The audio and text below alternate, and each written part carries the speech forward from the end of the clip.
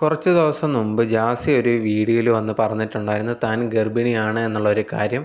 അതിൻ്റെ ഭാഗമായിട്ട് കുറേയധികം ഓൺലൈൻ മീഡിയാസൊക്കെ ചോദിച്ചപ്പോഴും പല സ്ഥലത്തൊക്കെ വെച്ച് ചോദിക്കുമ്പോഴും ഇത് തന്നെയായിരുന്നു ജാസി പറഞ്ഞുകൊണ്ടിരുന്നത്, ഞാൻ പ്രഗ്നൻ്റ് ആണ് എന്നുള്ളൊരു കാര്യം. അങ്ങനെ ഇരിക്കുമ്പോഴാണ് ലേറ്റസ്റ്റായിട്ട് ജാസി ഒരു വീഡിയോ ഇട്ടിട്ടുണ്ടായിരുന്നു. ആ ഒരു വീഡിയോയിൽ പറയുന്നുണ്ട്, ഞാനൊരു കംപ്ലീറ്റ് ആയിട്ടുള്ള സ്ത്രീയായിട്ട് മാറാൻ പോവുകയാണ് എന്ന് പറഞ്ഞിട്ട് ഒരു സർജറിക്ക് പോവുകയാണ്, അതായത് ലിംഗമാറ്റ സർജറിക്ക് പോവുകയാണ് എന്ന് പറഞ്ഞിട്ട് ഒരു വീഡിയോ ഇട്ടിട്ടുണ്ടായിരുന്നു.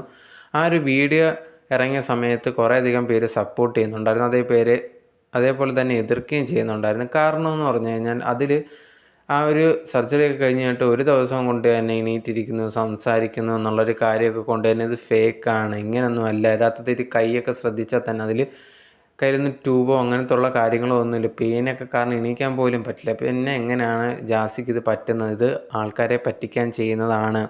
പിന്നെ കുറേയധികം പേര് പ്രഗ്നൻ്റ് ആണെന്നൊക്കെ പറയുന്നത് അതെങ്ങനെയാണ് എന്നൊക്കെ ചോദിക്കുമ്പോഴത്തേനും ലേറ്റസ്റ്റായിട്ട് ജാസിയുടെ ഒരു വീഡിയോ ഇപ്പം ഭയങ്കര വൈറലായിക്കൊണ്ടിരിക്കുകയാണ്. ഏതൊരു ഫംഗ്ഷന് വെച്ച് സംസാരിച്ചതാണ്.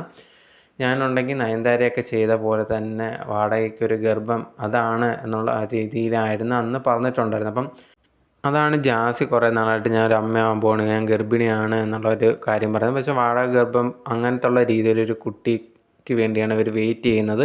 പിന്നെ ഇപ്പോൾ ഓപ്പറേഷൻ കഴിഞ്ഞു എന്ന് പറയുന്നത് കംപ്ലീറ്റ് ആയിട്ട് അങ്ങനെ ഫുള്ളൊരു ചേഞ്ച് ആണെന്നൊന്നും തോന്നുന്നില്ല. അത് ജാസി ഫുള്ള് കള്ളം പറഞ്ഞതായിട്ടും തോന്നുന്നുണ്ട്.